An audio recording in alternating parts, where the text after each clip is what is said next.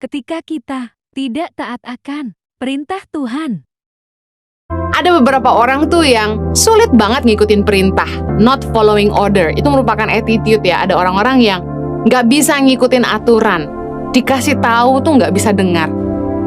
Dan ternyata manusia tuh punya kecenderungan untuk tidak mengikuti perintah, meskipun tahu perintahnya.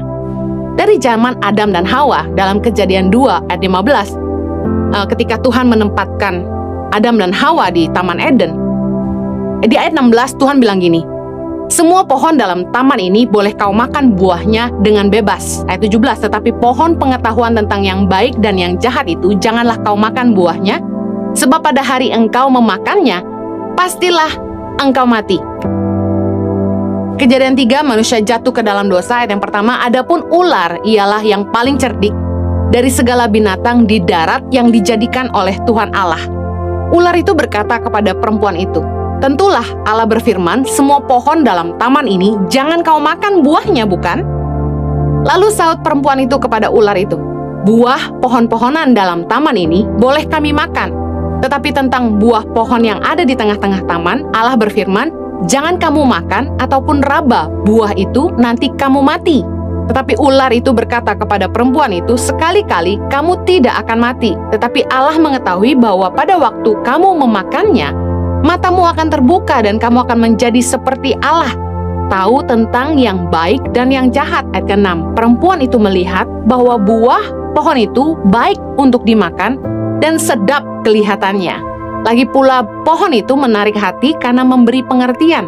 Lalu ia mengambil dari buahnya dan dimakannya dan diberikannya juga kepada suaminya yang bersama-sama dengan dia, dan suaminya pun memakannya. Kita tahu kisah ini bahwa Hawa jelas tahu aturan yang Tuhan berikan. Awareness tentang aturan yang Tuhan beri tentang Taman Eden sudah mereka ketahui, baik Adam maupun Hawa.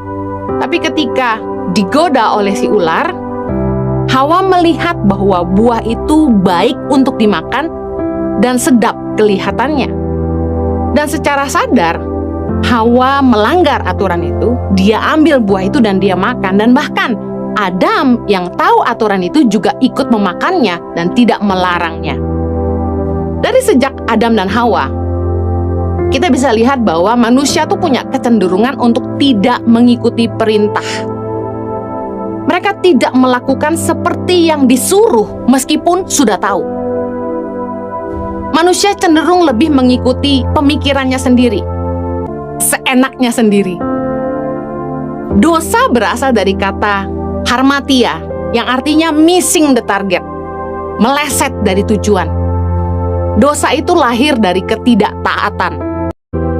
Arti taat adalah melakukan seperti yang diperintahkan. Mari kita lihat dalam Kejadian 6 ayat 22. Lalu Nuh melakukan semuanya itu tepat seperti yang diperintahkan Allah kepadanya, demikianlah dilakukannya. Nuh sangat taat. Dia melakukan seperti yang diperintahkan Tuhan. Keluaran 7 ayat 6. Demikianlah diperbuat Musa dan Harun seperti yang diperintahkan Tuhan kepada mereka, demikianlah diperbuat mereka. Keluaran 40 ayat 16, dan Musa melakukan semuanya itu tepat seperti yang diperintahkan Tuhan kepadanya, demikianlah dilakukan. Ketaatan artinya melakukan seperti yang diperintah. Dalam hidup ini, segala sesuatu tuh ada aturan. Ada rules of the game. Kita harus bermain sesuai aturan. Dalam permainan olahraga ada aturan. Misalnya sepak bola nggak boleh tangkap dengan tangan, harus dengan kaki. Kita nggak bisa seenaknya bilang, enggak, saya mau tangkap pakai tangan. Karena segala sesuatu ada aturan. Orang yang nggak ngikut aturan yang sering bikin kekacauan. Orang yang tidak taat itu disebutnya bebal, kata firman Tuhan. Suka membangkang, gak bisa dikasih tahu. Amsal 15:14 berkata gini, hati orang berpengertian mencari pengetahuan, tetapi mulut orang bebal sibuk dengan kebodohan. Artinya gini, kalau orang tuh ngajar, bukan didengerin, bukannya haus untuk belajar, untuk jadi pintar, tapi malah komentarin orang. Mulutnya sibuk dengan kebodohan. Dengar firman Tuhan, bukannya ingin belajar. Yes, Tuhan mau bicara apa hari ini, tapi dengar firman Tuhan bukannya cari kebenaran, tapi malah cari kesalahan. Kritik, komentar yang gak cerdas. Tahukah Anda bahwa orang yang bebal itu suka mengulang kesalahan? Amsal 26 ayat 11 bilang gini, seperti anjing kembali ke muntahnya, demikianlah orang bebal yang mengulangi kebodohannya. Orang tuh biasanya belajar dari kesalahan. Tapi kalau orang sampai ngulangin kesalahannya, berarti dia gak pernah belajar. Kenapa orang bebal sulit berubah? Karena tidak merasa salah. Ada satu kali Yesus memberikan perumpamaan tentang dua orang anak dalam Matius 21, ayat 28-31 saya bacakan. Tetapi apakah pendapatmu tentang ini? Seorang mempunyai dua anak laki-laki. Ia pergi kepada anak yang sulung dan berkata, anakku, pergi dan bekerjalah hari ini dalam kebun anggur. Ayat 29. Jawab anak itu, baik Bapa, tetapi ia tidak pergi. Jawabnya baik, tapi tidak pergi. Ayat 30. Lalu orang itu pergi kepada anak yang kedua dan berkata demikian juga. Dan anak itu menjawab, aku tidak mau. Tetapi kemudian ia menyesal, lalu pergi juga. Ayat 31. Siapakah di antara kedua orang itu yang melakukan kehendak ayahnya? Jawab mereka, yang terakhir.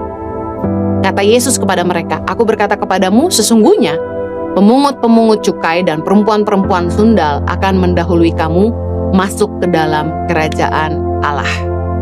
Ada beberapa orang yang kelihatannya saja taat di depan. Bilangnya, iya, kalau disuruh apa-apa, ya, siap, tapi nggak dikerjakan. Di depan kita bilangnya iya, tapi yang dilakukan sebaliknya, nggak nurut. Di depannya saja taat, bilang iya, tapi tidak dilakukan. Ada orang-orang yang di depan manis, tapi di belakang ngomongin kita. Jangan cuma taat untuk dilihat. Taatlah karena tanggung jawab. Saya percaya ketaatan yang murni itu lahir karena mengasihi. Ketaatan itu harus lahir dari hati yang mengasihi. Yohanes 14 ayat 31a, Yesus berkata gini, tetapi supaya dunia tahu bahwa aku mengasihi Bapa dan bahwa aku melakukan segala sesuatu seperti yang diperintahkan Bapa kepadaku. Karena Yesus mengasihi Bapa, makanya Yesus taat. Yesus juga berkata kepada kita dalam Yohanes 14 ayat 15, jikalau kamu mengasihi aku, kamu akan menuruti segala perintahku. Kalau kita mengasihi Tuhan, kalau kita bilang kita mengasihi Tuhan, kita akan melakukan seperti yang apa dikatakan firman Tuhan. Kita akan melakukan persis seperti yang firman Tuhan katakan. Tapi banyak orang milih-milih firman yang menyenangkan telinga aja. Cuma ngambil potongan-potongan ayat yang menyukakan hatinya aja. Bahkan tahu kebenaran, tapi cari-cari alasan dan pembenaran diri sendiri. Kalau kita mau belajar taat, taatlah seperti yang diperintahkan. Saya akhiri dengan ini. Ketaatan itu jangan cuma jadi kedok aja. 2 Timotius 3 dalam perikop keadaan manusia pada akhir zaman dikatakan begini ayat 1. Ketahuilah bahwa pada hari-hari terakhir akan datang masa yang sukar. Manusia akan mencintai dirinya sendiri dan menjadi hamba uang. Mereka akan membual dan menyombongkan diri. Mereka akan menjadi pemfitnah. Mereka akan berontak terhadap orang tua. Tidak tahu berterima kasih, tidak mempedulikan agama, tidak tahu mengasihi, tidak mau berdamai, suka menjelekkan orang, tidak dapat mengekang diri, garang, tidak suka yang baik, suka mengkhianat, tidak berpikir panjang, berlagak tahu, lebih menuruti hawa nafsu daripada menuruti Allah. Ayat yang kelima, perhatikan ini. Secara lahiriah, mereka menjalankan ibadah mereka, tetapi pada hakikatnya mereka memungkiri kekuatannya. Jauhilah mereka itu. Jangan hanya kelihatan taat. Jangan sampai ketaatan kita cuma kedok. Rajin ibadah, pelayanan, tahu banyak firman, puasa. Kalau doa kata-katanya luar biasa. Tapi taatlah ketika tidak ada yang lihat. ketika tidak ada yang tahu. Jangan jahat sama orang, jangan menipu, jangan melanggar aturan, jangan mencuri, jangan curang, jangan semena-mena.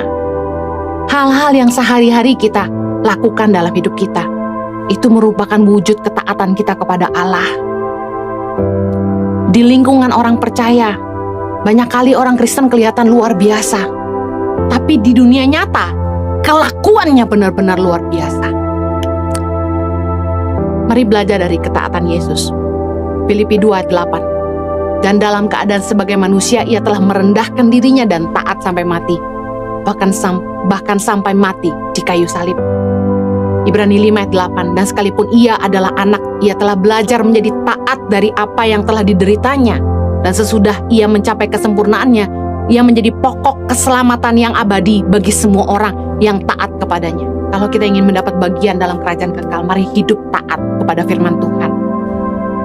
Jangan jadi orang yang tidak bisa mengikuti aturan. Jangan jadi orang bebal. Mari lakukan seperti yang diperintahkan. Ketaatan berarti melakukan persis yang seperti diperintahkan. Saya berdoa agar kita jadi orang-orang yang taat, bukan cuma yang berkedok taat.